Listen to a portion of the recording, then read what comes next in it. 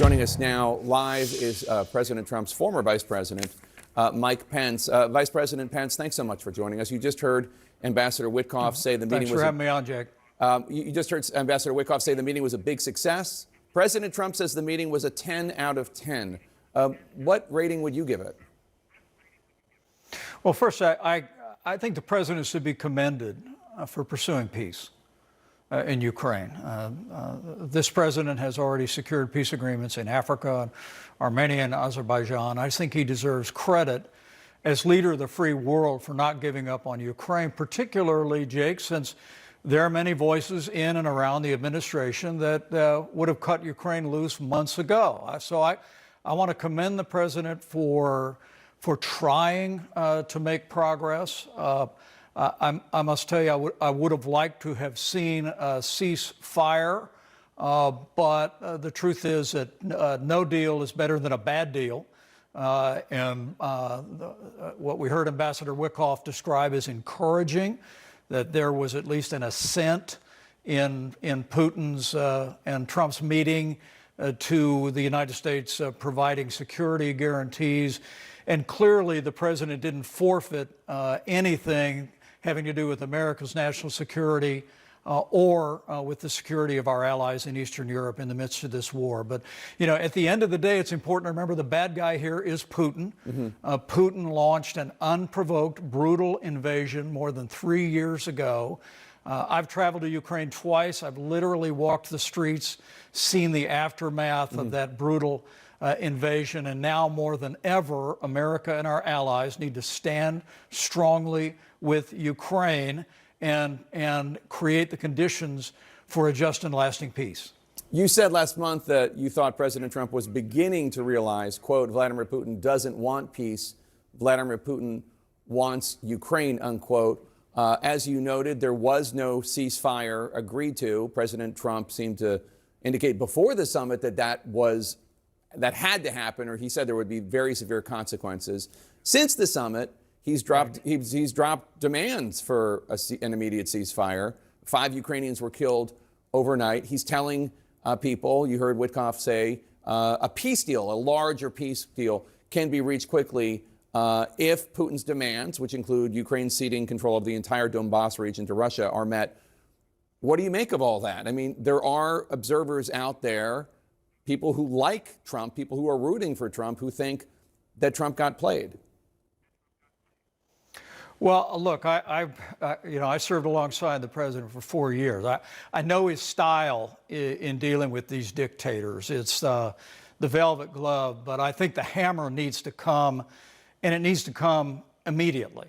I think the president, as he welcomes President Zelensky to the Oval Office tomorrow, and a whole cast of our allies in Europe that are going to be joining him, I think at the same time he ought to pick up the phone and ask Majority Leader John Thune to immediately pass the secondary sanctions bill that is supported by virtually everyone in the United States Senate. I think the combination of engagement, but also making it clear to Putin that we are prepared to take actions that would literally break his economy, even while we redouble our commitment to the security of Ukraine and to working closely with our European allies is important. Look, I said it before, I'll say it again. In the long history of the last 25 years, Putin has made it clear.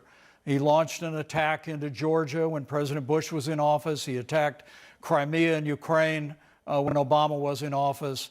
After that disastrous withdrawal in Afghanistan, he crossed the border and started this war 3 years ago. Putin's made it no secret of the fact that he wants to reassert the old Soviet sphere of influence, what we used to call the evil empire in Eastern Europe. And I think Putin only understands strength.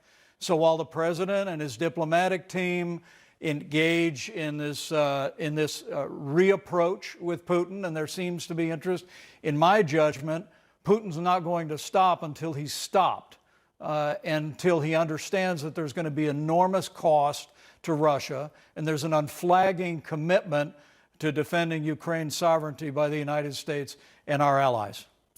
Is there any way, I mean, can you explain or do you understand at all how the summit could end without a ceasefire agreed to, and that would be acceptable? I mean, there are 5 Ukrainians who are now dead. I'm not blaming it on President Trump. It's obviously President Putin's fault. But Right. if the ceasefire had happened on Friday, those 5 Ukrainians would be alive. Well, your question in the last segment was relevant. There's a way that Putin can end the violence immediately, and that's with a ceasefire, but then move to negotiations. But look, when it ended and we all watched that press conference and it was clear there was no ceasefire, I must tell you that I was not surprised. I mean, there was an agreement by President Zelensky to cease fire back in February. Putin refused it. He's managed to delay the game. All the while, his military has continued its brutal assault on civilian populations in Ukraine. I think that's the reason why. Look, let's have the dialogue tomorrow at the White House. I'm also going to be praying that it's a productive time and a unifying time among all the leaders in the West and the president and President Zelensky. But at the same time, I've always said the United States posture on the world ought to be, one hand extended in friendship and diplomacy, and the other hand resting comfortably on the holster of the arsenal of democracy. I think Putin is only going to understand that there are going to be severe consequences, as the president promised, if there is no progress from here. The last thing we want to see is for Putin to use this latest delay as a reason to continue this war all the way until the winter hits and the fighting season essentially passes in that part of the world. We can't allow Vladimir Putin to run out the clock on the war in this year and in this season. We literally have to do both things, and that is the sanctions ought to be on the president's desk, available for his signature while negotiations begin. That's the most important way that we will ensure that there's real progress toward the peace agreement that the president has said is the ultimate conclusion. Before you go, sir, here in Washington, D.C., President Trump has deployed the National Guard and other federal troops, ostensibly in response to emergency of lawlessness and high crime in D.C.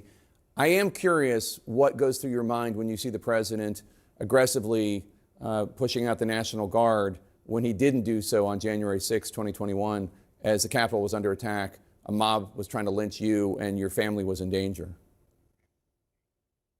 Well, January 6th was a tragic day, but I know we did our duty that day, and I wish the president would have done more. But I welcome his decision to deploy the National Guard and essentially federalize the D.C. Police Department. I know that it's all now working in a very cooperative way. Jake, if the District of Columbia was actually a state, it would have the highest homicide rate in the country. And this is where our national government has to be able to operate, where tens of thousands of people, you included, work every day. I think it's important what the president is doing. I fully support it. And I think the American people welcome the president taking decisive action to ensure the streets of our nation's capital are safe, and also continues to provide resources across the country to make all of our cities and towns and communities safe. Former Vice President Mike Pence, thank you for joining us. Hope you and your family are thriving. Thank you. Thank you so much.